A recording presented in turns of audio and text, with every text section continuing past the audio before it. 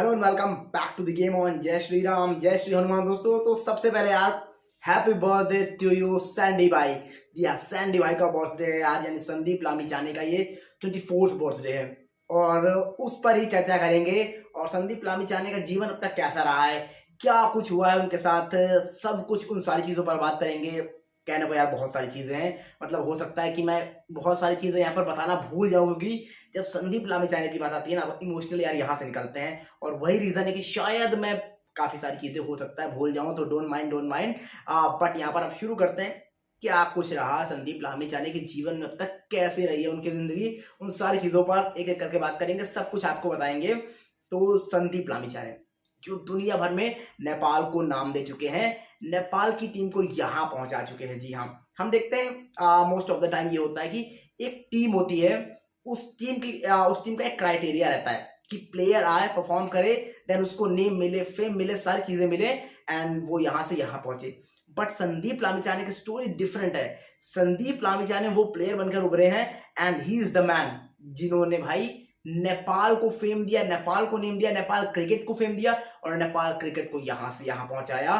तो वो दिखाता है कि संदीप लामिछाने कहां से निकलकर कहां पहुंचे हैं।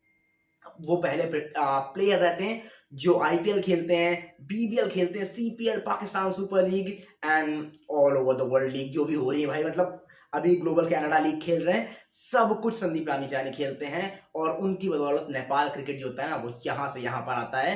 तो वो सारी चीजें रहती हैं। अब बात करते हैं संदीप लामिछाने को क्या क्या क्या कुछ पसंद है और उनके क्या ड्रीम थे। तो एक टाइम रहता है जब संदीप लामिछाने छोटे रहते हैं, मतलब छोटे इन द सेंस 17 साल में तो वो बंदा आईपीएल खेल जाता है। उससे 3-4 साल पहले की बात होगी। तो वो कहते हैं my dream is to I will play BBL. उनका ड्रीम रहता है कि भाई मैं खेल लूँ बीबीएल किसी भी तरीके से, वो रहता है। और उसके बाद सोचिए जब उनका डेब्यू होता है ना, तो बीबीएल से पहले आईपीएल होता है। मतलब बीबीएल तो यहाँ पर है, आईपीएल यहाँ पर है, आप सोच सकते हैं। तो वहां से खेलते हैं एंड आईपीएल जब खेल लिया उसके बाद तो दुनिया जान गई भाई कौन है। जिस तरह से गेंदबाजी की, 9 मैचेस खेले हैं आईपीएल के, 13 विकेट लिए हैं। चेन्नई के अगेंस्ट 3 विकेट है उनके, पंजाब के अगेंस्ट 3 विकेट है, 36 रन देकर 3 विकेट है सीएसके के अगेंस्ट एंड 40 रन देकर 3 विकेट। मेरे ख्याल से पंजाब के अगेंस्ट ऐसा कुछ हाईएस्ट प्रदर्शन उनका यही है, 36 रन देकर 3 विकेट वाला। एंड इसके बाद दुनिया भर में उनको फेम मिलता है। एंड जब आईपीएल खेल लेते हैं देन दुनिया जान जाती है हु संदीप लामिछाने।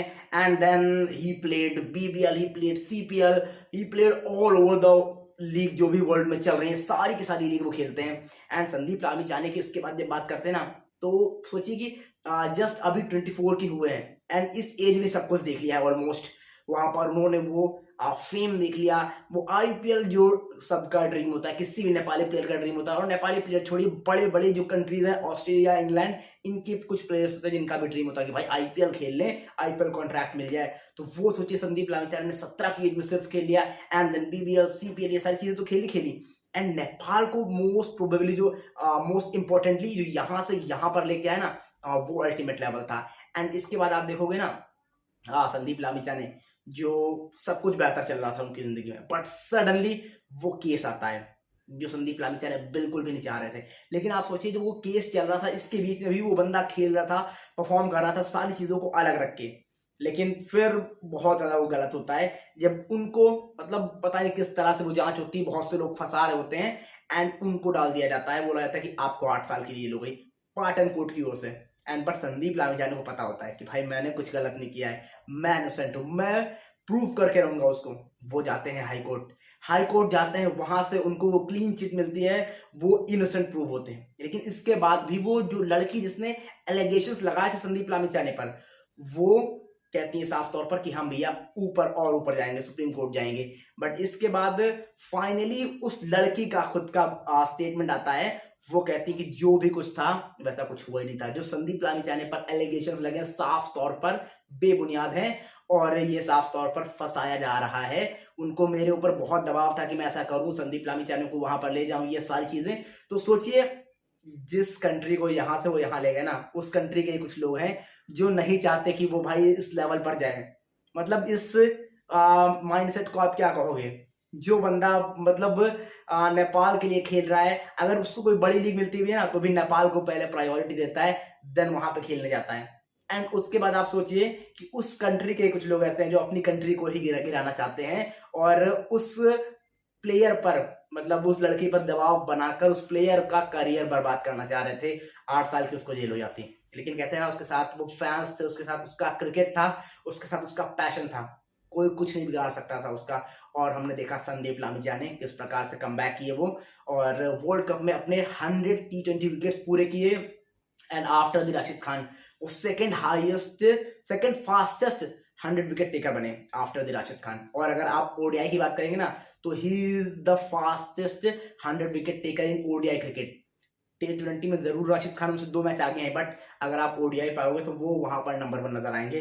तो ये कुछ था संदीप लामिछिया की जर्नी की पूरी कहानी, मतलब सोचिए। और एक टाइम पता है क्या था, वहां मैं बताना भूल गया आपको, मैं कह रहा था कि बहुत सारी चीजें हो सकता है बताना भूल जाऊं, क्योंकि इतनी चीज है भाई। संदीप लामिछिया ने, मतलब वो बंदा 23 ईयर्स की एज में लेजेंड बन चुका है, 24 ईयर्स की एज में, तो उस पर जितनी बात करो कमी है।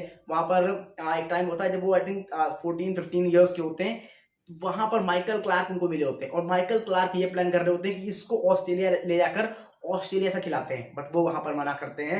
वो ऑस्ट्रेलिया से नहीं खेलते, वो नेपाल से खेलते हैं, और नेपाल में आते हैं, नेपाल में छाते हैं, नेपाल को भी यहाँ से यहाँ ले जाते हैं। मतलब ये इंस्पायरिंग स्टोरी है संदीप लामिछिया की, किसी भी नेपाली प्लेयर के लिए, किसी भी प्लेयर के लिए, मैं कहूंगा किसी भी कंट्री में खेल रहा हो, कि वो अकेला बंदा अपनी टीम को यहाँ से यहाँ ले जा सकता है। तो आप क्यों नहीं कर सकते, क्यों नहीं कर सकते आप सब कुछ कर सकते हो। जब एक बंदा अपनी कंट्री को यहाँ से यहाँ ले जा सकता है, तो आप खुद को तो एटलीस्ट यहाँ से यहाँ कभी भी ले जा सकते हो। बस आप में, आपके अंदर वो पावर होनी चाहिए, आपके अंदर वो पैशन होना चाहिए, आपके अंदर वो लगन होनी चाहिए, आपके अंदर वो ईमानदारी होनी चाहिए, आपके अंदर वो इनोसेंट होनी चाहिए। आप सब कुछ कर सकते हो, आप सीख सकते हो संदीप लामिछिया से। And once again happy birthday to you Sandeep Lamichhane. और आप बताइए आप क्या कहना चाहेंगे, एक वर्ड संदीप लामिछिया के लिए, जो भी कहना चाहेंगे जल्दी जल्दी कमेंट करके बताइए क्या कहेंगे।